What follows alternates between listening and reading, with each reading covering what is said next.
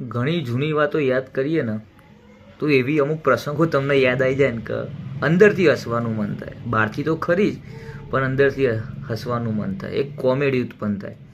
જેમ કે મારા વાઈફનું કાલે મારો જ ફોન હતો, પણ મારો વોટ્સઅપ ચેક કરતો હતો.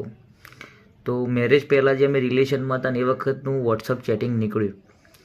તો એ વોટ્સઅપ ચેટિંગમાં લખ્યું હતું, I miss you, I hug you, I hurt you, I love you too. ક્યારે મળશો, ક્યારે મુલાકાત થશે, આપણે આ જગ્યાએ મળીશું. યા તો મોટા મોટા હાર્ટ શેપના સ્ટીકર્સ મોકલ્યા હોય, ઘણી એવું હોય કે તમને અંદાજો હોય એવા એવા સ્ટીકર્સો મોકલ્યા હોય ને આવું બધું હોય.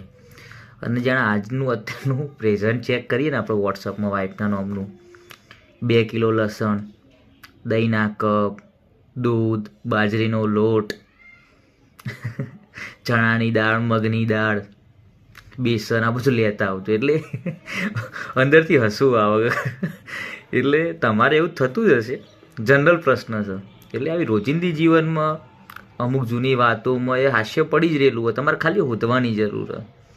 હમણાંની જ વાત કરી દઉં કે થોડી દૂધ લેવા જતો હતો ત્યારે મેં મારા જે કામના કપડાં હોય બધા કાઢીને રાખ્યા. હવે પાકીટમાંથી પૈસા કાઢી મેં જર્સી, જે પોકેટવાળી ટી શર્ટ કહીએ, એના અંદર મેં પૈસા મૂક્યા અને ઉતાવળમાં એ ટી શર્ટ જ કાઢીને મેં ધોવા નોખી દીધી, સાઈડમાં મૂકી દીધી અને બાઇક લઈ જ્યો. શાકભાજી લેવા જઈને ત્યાં ખબર પડી કે લ્યા જે ટી શર્ટમાં પૈસા નોખ્યા હતા એ ટી શર્ટ કાઢીને ફેંકી દીધી ને હવે શાકભાજી લેવા પાછો ધક્કો થયો. મજા આવે યાર. અમુક દિવસે, અમુક સમય, અમુક પડે ઓટોમેટિકલું હાસ્ય પેદા થાય જે તમને મન ગમતું હોય.